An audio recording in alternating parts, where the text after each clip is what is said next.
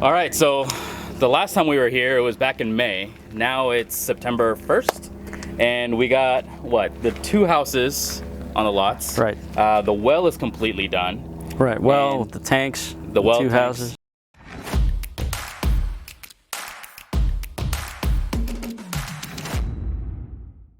Yeah. What did the well come out to be at? So how big is the well?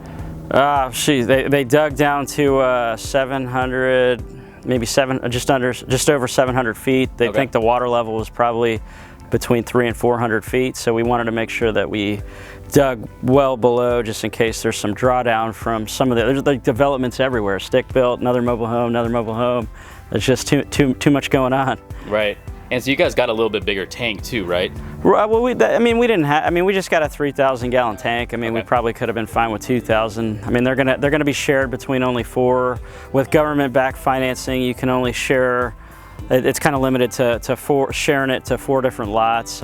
You could certainly do more than that if you weren't trying to resell these with government-backed financing at VA, FHA, USDA. Right. Okay. And so now that part, the well is done, and right now what's happening is the sewer lines is that right? Well, so there's no sewer service to this area, but what they did, I don't know if you can see that here, there's quite a big hole, so that'll be the septic for this house, and just so that you know that this is not a road, although it looks like a nice gravel, like it could be a road, it's actually another home site. So we're standing on the 3rd home site. There's 1 home site there, and then 1 home site right behind us as well. And so those 2 are almost ready, right? So yeah, so these are already kind of assembled. I mean, that one still has some drywall work that needs to be done, and then that one has, let's see, so we're gonna put skirting around the stilts that you see, same thing with that, and then we'll put the stairs. Then we'll finish the septic tank. Then the next thing we're gonna do is we're going to connect we're gonna trench so that we can have, through our utility easement, we're gonna have trench that we could put the water and the electrical conduit, because here we chose to do underground. That's generally better than the above ground that, you know, could be easier to have power outages. So we'll put them electrical underground, get the panels in, connect to the 3,000 gallon tank that we put on the well, and then to each house we'll have water and electric. And then we should be pretty much done. We'll finish off with the road that's gonna go just from here, maybe a driveway, and then all the way out to that main road right there. Got it, perfect.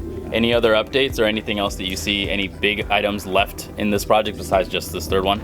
Yeah, so trying to think. I mean, that maybe just the drive. I mean, that's pretty much it, really. I mean, we're in the home stretch here. We're getting this 3rd home. This is coming in tomorrow, and then so the electrical's already in the design, and they should come in, put the tank in tomorrow or the following week. But we're probably a couple weeks out for finishing this project. And then are these 2 units already sold, or one's under contract, right? Yeah, so actually, everything was under contract, pre-sold. One of them just fell out, so if you know somebody that's looking for a 4.2, just under 1,600 square foot, that lovely home right there, that's available. My biggest question was regarding the retention for the lot. You know, what did you guys do for it? Yeah, so I mean, basically we had an engineer kind of take a look at this.